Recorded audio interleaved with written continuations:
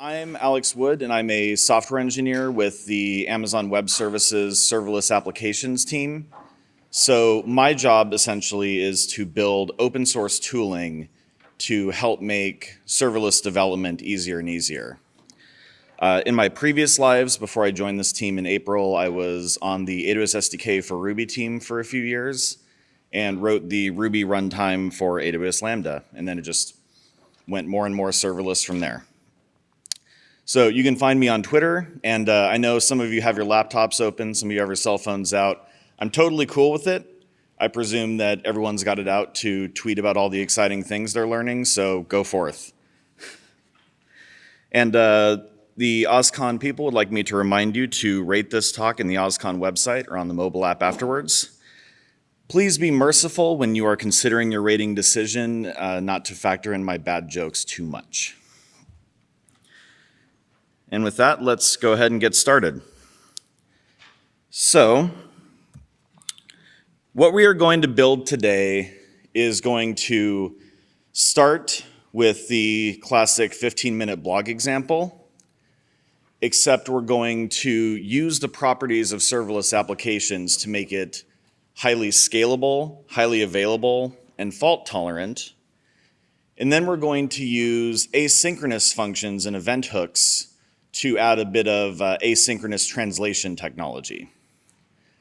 What we're starting with here is a blank folder, and we're going to use largely the AWS SAM CLI as well as some Ruby libraries, though almost everything we're doing could apply to languages other than Ruby, but I've only got 38 minutes and counting, so I'm using the language I'm most comfortable with. But so what we're going to start with is a piece of AWS SAM functionality called SAM init. And so something that I've built and that I'm hoping to release to you soon is a template that builds a generic Sinatra application in Ruby that runs on serverless. And then we're going to build our application on top of that. So this is just going to ask us for a project name. We're going to go with the default. Runtime, S3 bucket. So the story here is we're going to be deploying our code to a bucket. So I'm going to go ahead and use one that I've created before the show here. Region, and we're good to go.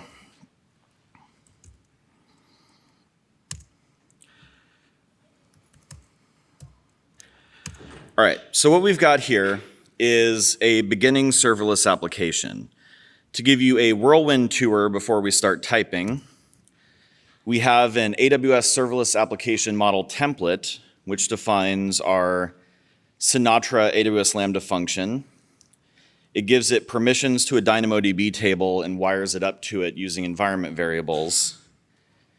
It creates an API gateway distribution that essentially forwards all incoming requests into your Lambda function. Sets up some permissions that we need, has a generic DynamoDB application table starter, which we're going to modify, and then provides a number of alarms around errors, P50 latency, P99 latency, so it's going to help give us some production visibility after we deploy what we've got. In addition, we have a simple deploy script, which use the pre-built values from the starter that we did in the initialization. So now I can run this with one command, get my website, and if all goes well, that website will work. And if not, then you will have hilarious things to tweet about. Please be merciful. To finish the tour here, we have a large amount of, we have some code that helps to wire up API gateway events to a form that Sinatra recognizes and to marshal the responses to API gateway. So what you'll notice is after this and until we get to the asynchronous function, I'm really just writing code that you're all familiar with if you've developed web applications before. So with that, we're going to go ahead and define our DynamoDB table.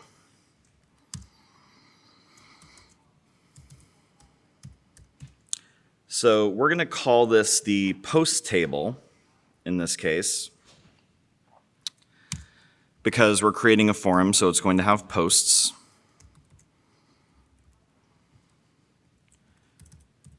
By the way, is the font size good for everyone right now, or can I make it a bit bigger? Good? Cool. All right, so we have a post ID. We're going to give our posts a title. We're going to give them a body. And because we're going to be doing some translations here, we're going to keep track of the base language and English translations if we have one.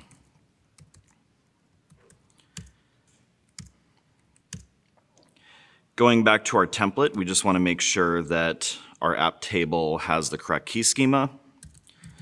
So this attribute is now called post ID instead of the H key, hash key stand-in that we have. And then that essentially should have us good to go to start building out a web application. All right, so here's our blank server code. It's not much, but raise your hand if you've developed web applications in Ruby before, possibly using Sinatra. So this should be something roughly familiar. And what I'd like to do now is we're going to actually fill in our application logic. So we're going to go ahead and require the post table that we just defined. And what we want to do at the root route is create our forum. And all we got to do here is we're going to scan up to 20 posts and take that page and set that to our posts variable. And that's actually really all that's going to have to do. We're going to have a page if you want to define a new post. That fortunately does not actually have to do very much. We're going to have a little bit more logic when we actually post a new post. So what this is going to do here is we're going to expect that we get a title. We're going to do a little bit of basic HTML escaping, if I can type. I will say the typing position here is not ergonomically optimal, I'm going to admit. So bear with me, but I think we're going to be able to have something fun here. So we're going to expect the title and body params to show up in a post request.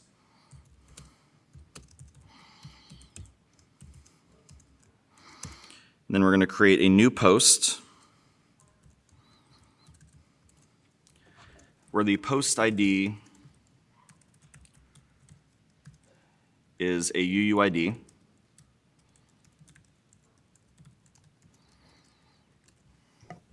Go ahead and move this a little bit down.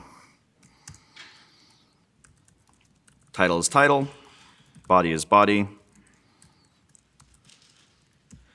Save it and redirect us back to prod. Now, this is the one bit of interesting logic in here that is a side effect of the way we're deploying this.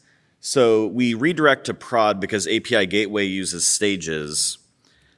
Typically in a production application, you would set a regional endpoint, so you have mywebsite.mydomain.com, and then you wouldn't have to do this. But since we have the prefix in the route, Sinatra wants us to include the prod. So we're going to do that here. And that's our server code. And now, I'm hoping the doors are locked because I'm going to write a little bit of HTML. Please bear with me, this part will not last long.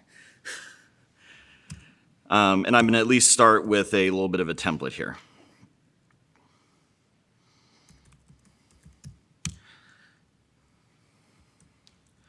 So let's go ahead and say, hello, OzCon.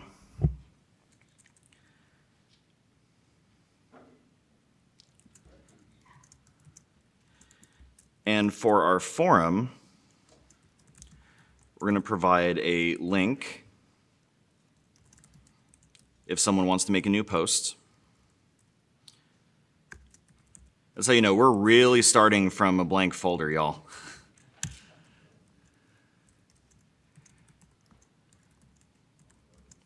Then we're going to take our posts. And for each post that we got back from our database query, we're going to go ahead and create a div. Danny in the front row here is giving a UX-related talk later today, and he's going to do a much better job of anything user experience related than I am, so I am so sorry.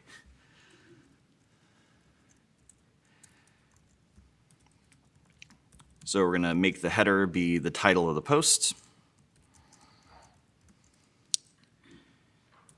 Then we're going to provide the post body. And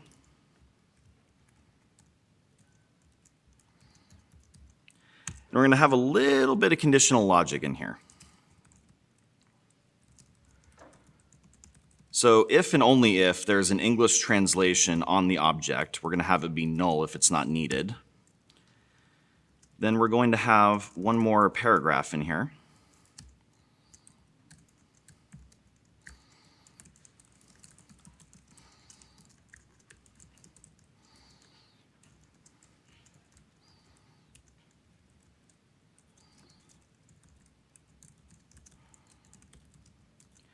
Where we put in the translation.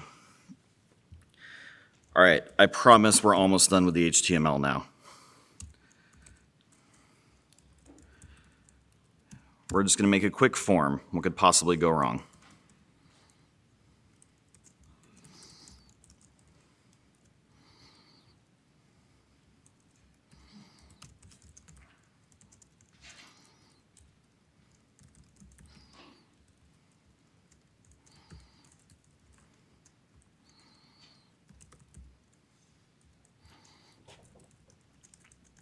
So we're going to define our form method.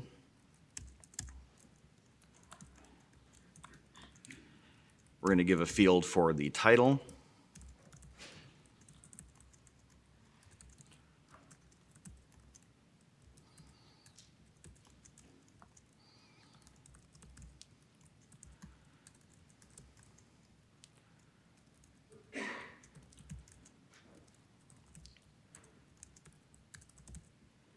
And then we're going to have the input field there.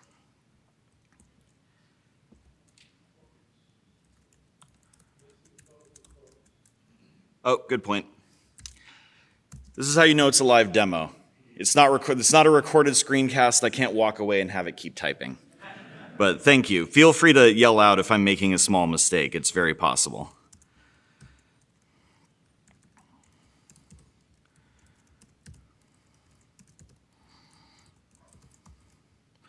All right, we'll go ahead and have the text for our body.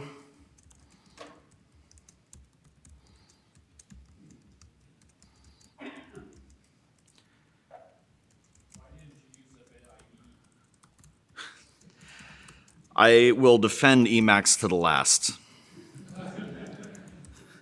Okay, but that's all the HTML we have. Hopefully. What could possibly go wrong? Okay, so what we've built is Sinatra code, which is not very serverless aware, some HTML templates, and we're using a Dynamodb database. Now, to briefly cover why Dynamodb, one of the things I'm talking about in this application is the idea that it can scale to thousands of concurrent users. And Dynamodb is going to let me do that out of the box, only paying for the actual traffic that I get. So that's why I'm going this route. Dynamodb is pay per request, Lambda is pay for utilization, API Gateway is pay per request, so it's all based on actual usage, 100% utilization up and down the stack. All right, so now the exciting part, we're going to deploy it. And hopefully everything's going to go well. So what's going on here is the AWS SAM CLI is using Ruby's bundler to bundle all of the code that I've created, vendor it so all of my dependencies are included with what I upload into AWS Lambda, and the conference Wi-Fi is working. It's dangerous times, you never know. It's packaging it to S3, and now we're deploying our application through CloudFormation. So if we see here, our stack is being created. So far, so good. And this takes about a minute, but one thing you'll also notice is when we go to add to it, future deployments are only going to reflect actual changes that we've made, so the deployments get faster and faster as we go. But what we should have here is a working web application, and notice what we talked about with the live translation. Is there any logic other than looking for it in our view to perform translation of any post that we made? Anybody? No, nothing. And we are not going to touch that code again. What we're building from here is going to be an entirely independent piece of asynchronous logic. Because what we're going to use is a feature called Dynamodb Streams, which is going to, every time the Dynamodb table is updated, send out events, which another AWS Lambda function is going to subscribe to. So the Sinatra application we've built doesn't know and doesn't have to know how or if we're doing any translation logic. So it also provides a nice microservice-y separation of concerns type of design in your applications. It really helps to reduce the amount of commingling of different pieces of logic that don't necessarily need to exist in the same piece of code. All right, so the stack deployed, but does it work? And we're up. Just before I celebrate too quickly,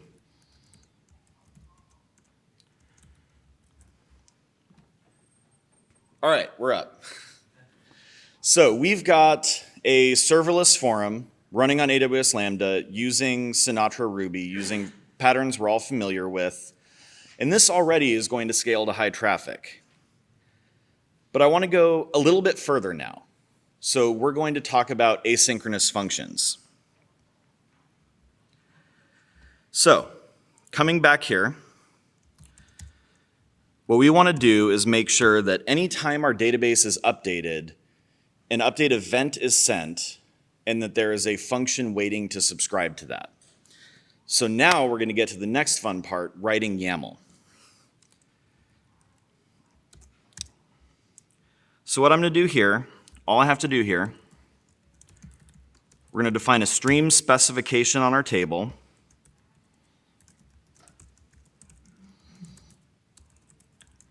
And we're going to say new image. Now to briefly describe what we mean by that, DynamoDB also has the option for me to say, show me the new version of the table and the version that came before so I can look at changes.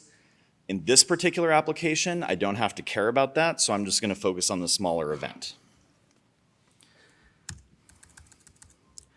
And the next thing we're going to do is make our translator function.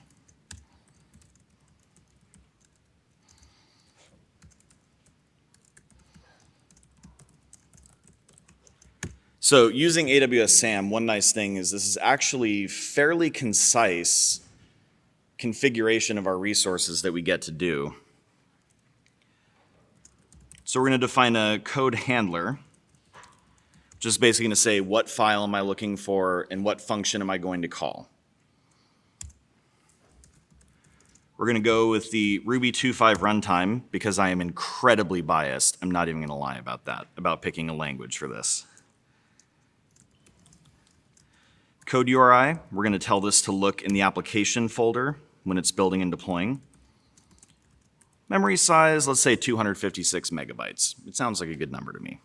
But you can go all the way up to a little bit beyond 3 gigabytes, I believe, right now, and as low as 128 megabytes if you just want to sit memory in your application. So it's configurable based on what's going to be most cost-effective and performance-effective for you. Policies, I'm going to go ahead and wholesale copy this part because we need to be able to tell this where our table is. and I need to not delete things from a YAML file.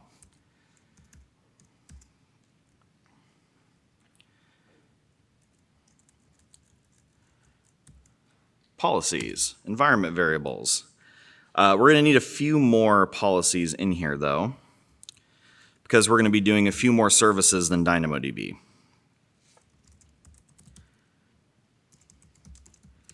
We're going to be using Amazon Comprehend to determine what language a given post is in. And then we're going to create a bit of custom IAM logic to say that we also want to be able to call the translate service.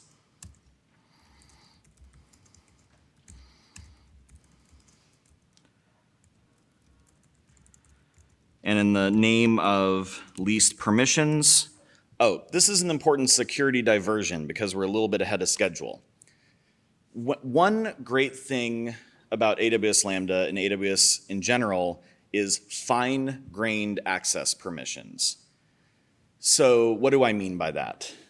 So there's a lot of security around ability to access these Lambda servers. It's going to run your code. There's a lot of virtualization and protection of your execution environment. But code vulnerabilities in your own application do happen. You might be using a web framework. It might have a vulnerability, and God forbid, someone can do remote code execution inside your Lambda environment by specially crafting an input message. What you can do with fine-grained permissions is reduce the blast radius of this. So if Sinatra had, and I doubt that they would, but if it were to happen to have a critical input reading vulnerability, nobody is going to be able to spin up EC2 instances and mine Bitcoin through my function. You are limited to only the resources that you have explicit access to. So we give you a lot of tools to help you have the least privilege possible, and that's the pattern I'm trying to follow here. With that, because this doesn't directly access any resources, I'm just going to put a star here. Okay, and finally, we're going to define the event. So we have a stream on our post table, which is a DynamoDB event. And it's going to get our app table stream identifier. And for the starting position, we're going to say first in, first out. So it's going to start from the oldest message it hasn't processed yet and work its way forward. You could choose, for example, to say, first in, last out. You could choose to do first in, first out by saying the newest images are where you want to start the processing. It depends on what works best for your application. So now we are done writing YAML, assuming that all of this is spaced correctly, which it looks like it is. So now we need to create that function that we said is going to be there. So I'm going to find stream.rb, and we're going to define the translate function.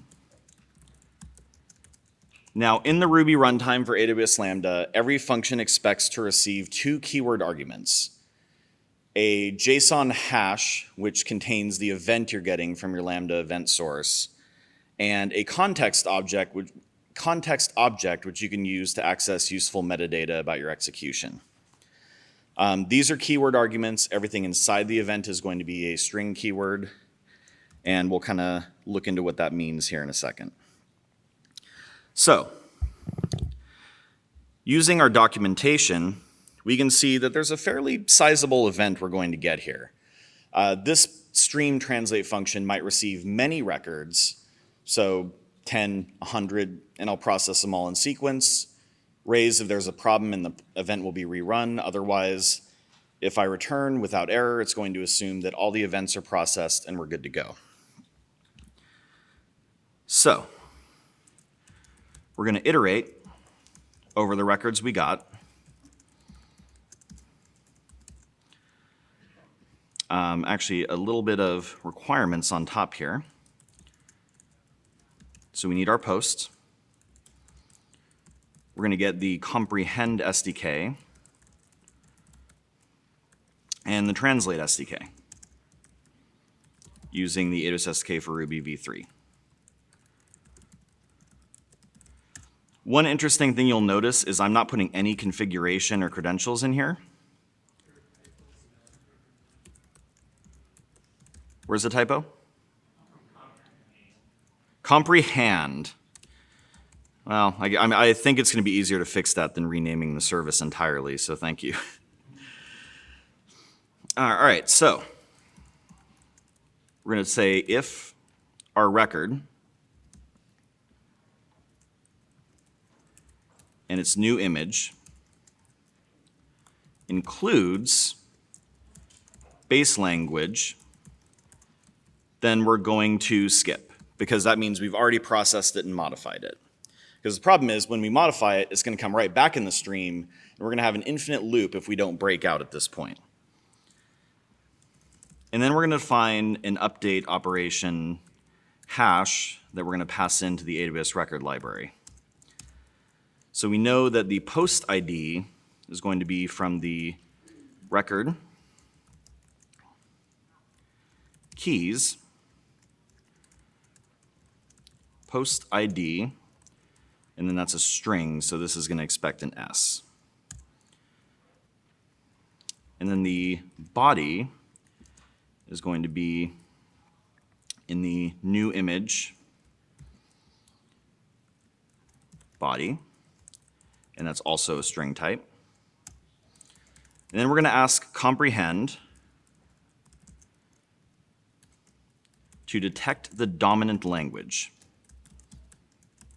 So if it's a bit ambiguous what language you wrote in, it's going to take a best guess. And from that response,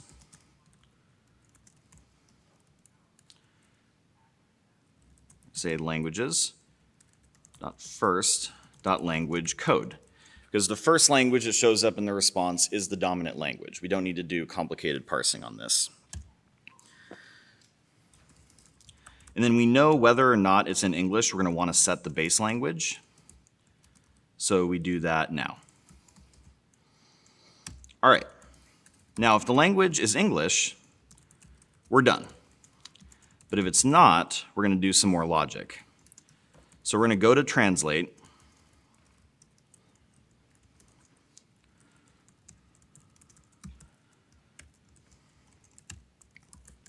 Text comes from the body. The source language code came from comprehend. The target language code is EN for English. And then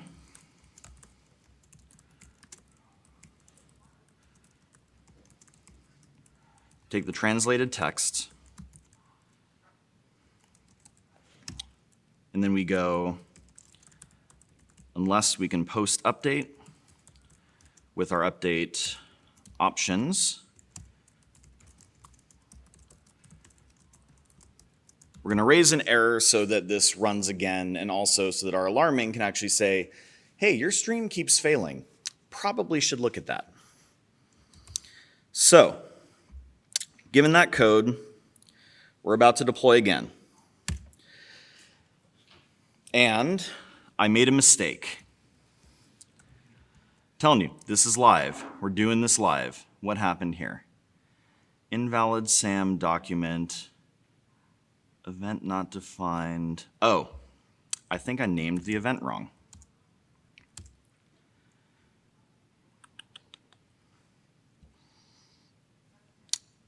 So what I want is events post table stream. Typos matter. Try again. All right, now we're building our Sinatra function again, although it hasn't changed, so I don't think it's actually going to update that necessarily. We're building our translator function, getting all the dependencies for that, vendoring it, and then we're going to go to the package step where it uploads to Lambda, and then we are going to deploy, and it is going to work. The conference Wi-Fi is going to cooperate. It's going to cooperate again. It's going to cooperate a third time. All right, so it's creating a change set. So again, this isn't going to redeploy everything. A lot of resources haven't changed, and so hopefully we're going to get a quicker deployment this time around. So the update's starting, and assuming that I haven't made any mistakes, we're going to be able to see some live translation. In anticipation of success, I'm going to ask this to start speaking Japanese.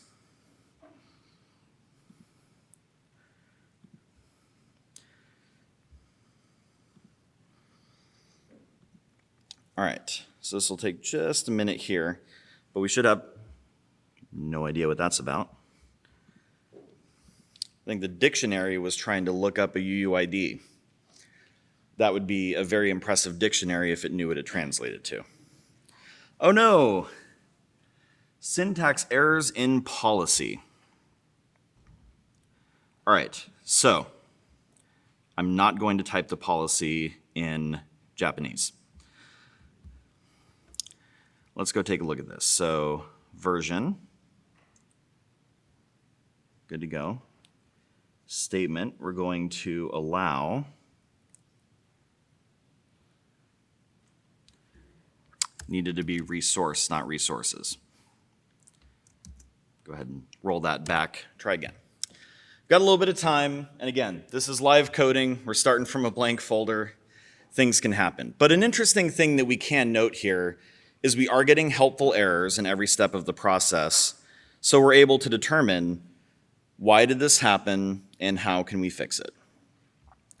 So hopefully now that got there in time. It's going to package again, and we're going to deploy, and this time, again, in anticipation, getting ready to type in Japanese, which is the part I'm least worried about the whole deployment here. Okay, so, and again, what we're going to have here, another fun property of this is because of AWS Lambda's scaling properties, this is going to be able to scale up as well. So if we had many thousands of users making requests, the stream is going to start creating multiple functions. It can execute in parallel. So this is able to run asynchronous jobs at scale while running your web application at scale. Another fun part of this is the scale can be independent. So if it was a bit less connected to the database, we could have our website has traffic shifting in daily patterns, and every night we could say, I want to process a few million records, and then you can do a fan-out pattern and do that, and that can also independently scale, and it happens as soon as you need the capacity.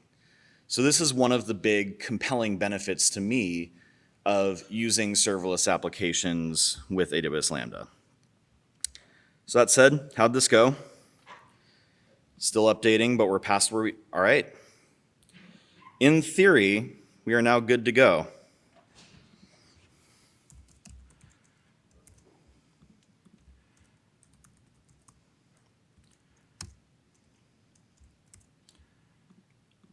So we're going to post that.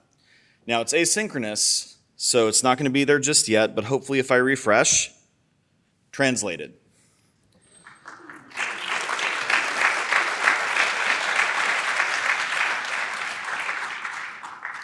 So I wanted to take a minute to kind of recap what we've built, talk about where we can go from there, and kind of point you in a direction to keep building. So there's a few more fun properties of what we built.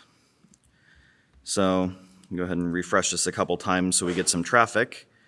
I can go look at AWS Lambda, see the functions that we've created, and we get a lot of monitoring built in. So for example, we can look at what is the latency of our applications. Are we getting errors? How many invocations are we getting? So, we can see how long it takes to run. So the stream looks like it ran in about 115 milliseconds. The page is 3, 38, or 10 milliseconds, depending on the luck of the draw. Probably the redirect took a slightly longer amount of time. But we have insights into all of this. and it's built directly into the console here. And you can go to look at logs. So if things really exploded, we would have gotten to dive into the logs, but unfortunately that part worked. But you'll just have to trust that logs are there. Yeah, so from here, there are other features. The one I had to cut for time, unfortunately, was things like pagination, but there are a lot of very interesting properties about DynamoDB and how you can scale a single table across complex applications. So there's a great talk from AWS reInvent last year by Rick Houlihan called Advanced Design Patterns in DynamoDB. AWS Record, the Ruby library that we wrote for DynamoDB, plays really well with that. And again, the fun part about this is everything in the stack we designed is 100% utilization. So as soon as we leave here and nobody's looking at this page, I'm paying nothing for it. It is very efficient in utilization. It scales extremely well. And these are the benefits of serverless. I think, raise your hand if you made it to the AWS Open Day on Tuesday. So do you see Simon Wardley's talk? I think he explained this side of this a lot better than I can, but suffice it to say, the big takeaway from serverless that I want you to have is that it's accessible to you. You can write this code. There's nothing terribly magical or complicated about it. It's a different paradigm, and then once you buy into that paradigm, you get a lot of properties and can spend a lot more of your time developing above the fold, so to speak, just focusing on actually delivering value to your customers and spending less time on operations, which is the thing that drew me into this, and I hope you got to see that today. So thank you very much, and I'll be around for a while for questions. Thank you.